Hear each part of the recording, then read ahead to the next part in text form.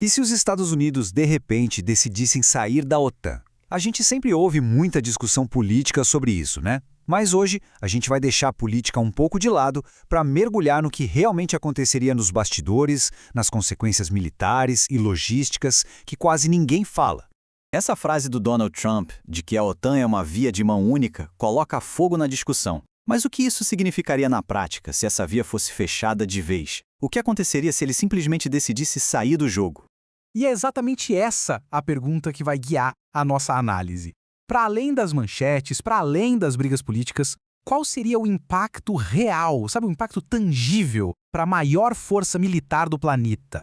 Bem, tudo isso ganhou força com uma faísca num dos lugares mais estratégicos do mundo, o Estreito de Hormuz. Foi lá que Trump pediu que a OTAN enviasse navios de guerra para ajudar, mas a resposta que ele ouviu não foi bem a que ele esperava. Foi uma recusa, e uma recusa bem direta. A resposta europeia, que foi basicamente "essa guerra não é nossa", deixou bem claro que existia ali uma divergência estratégica profunda. Enquanto os Estados Unidos viam a crise como uma ameaça que precisava de uma resposta da aliança, a Europa simplesmente não comprava essa ideia. E essa briga toda nos joga direto num verdadeiro labirinto jurídico.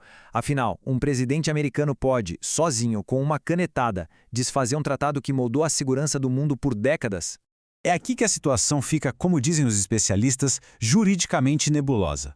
De um lado, o Congresso aprovou uma lei bem clara, amarrando as mãos do presidente. Mas do outro, o próprio Departamento de Justiça deu um parecer que diz o exato oposto, que o presidente tem sim poder total para isso. Ou seja, não tem uma resposta fácil. E se alguém duvida que um presidente possa simplesmente ignorar o Congresso e agir sozinho, bom, basta olhar o passado recente. Já existe um precedente para isso. No primeiro mandato, Trump não pensou duas vezes antes de tirar os Estados Unidos de vários acordos internacionais importantes, mostrando que essas barreiras legais podem não ser tão fortes assim. Mas e se a saída não for oficial? E se existir um jeito mais sutil, uma espécie de saída fantasma, de esvaziar a aliança por dentro sem nunca precisar assinar um papel de retirada?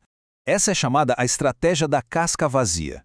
Pensa assim, no papel, os EUA continuam lá, como membros da OTAN. Mas na prática, eles tiram as tropas, cortam o dinheiro e, o mais importante, ignoram o artigo 5, aquele que diz que um ataque a um membro é um ataque a todos. A aliança vira só uma casca oca, um nome sem poder nenhum. E a gente nem precisa imaginar muito para saber o caos que isso seria. Em 1966, quando a França saiu do comando militar da OTAN, foi uma correria logística gigantesca para mover tudo de lugar. Agora imagina o que aconteceria se a espinha dorsal militar da aliança, que são os Estados Unidos, fizesse o mesmo. O impacto seria, imensamente maior.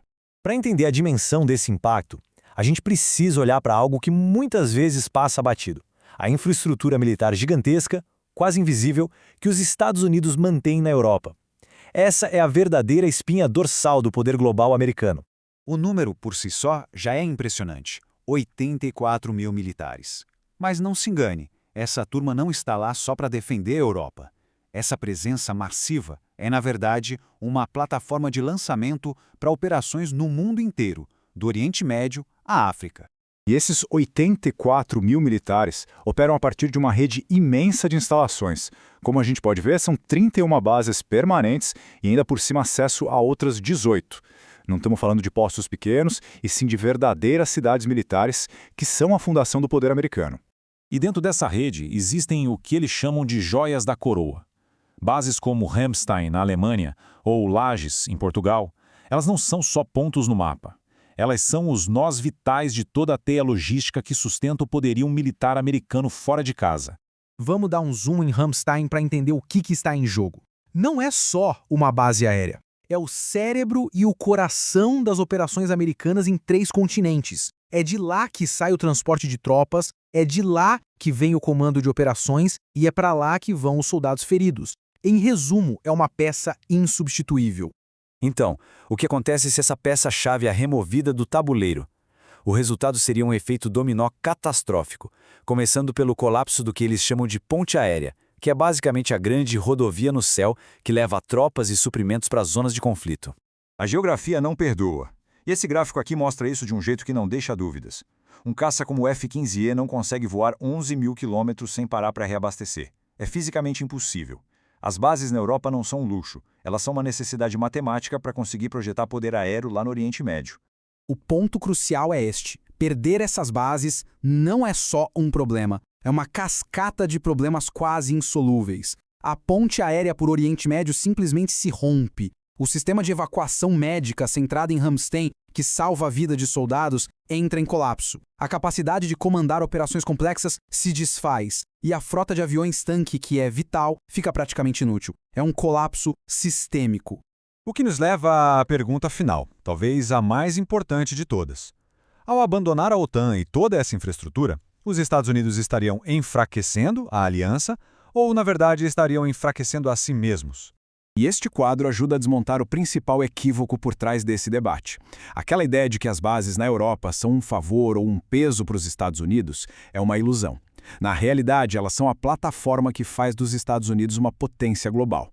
Abandonar essas bases não é uma forma de punir a Europa, é um ato de autossabotagem, um tiro no próprio pé da capacidade militar americana. E a gente termina com essa reflexão. Diante de um custo que seria astronômico e de décadas que seriam necessárias para talvez reconstruir uma fração dessa capacidade em outro lugar, a pergunta que fica não é só sobre o preço, é sobre qual seria o novo lugar dos Estados Unidos num mundo onde eles mesmos, voluntariamente, abriram mão da sua principal ferramenta de poder global.